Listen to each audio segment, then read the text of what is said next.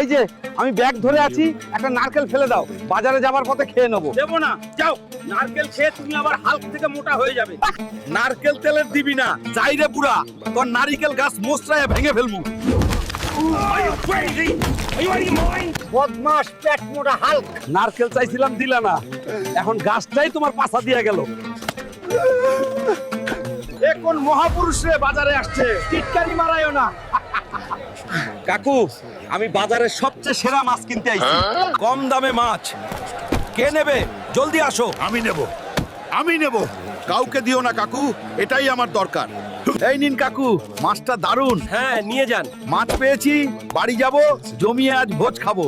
কাকুর মাছটা বিশাল বটে। আরে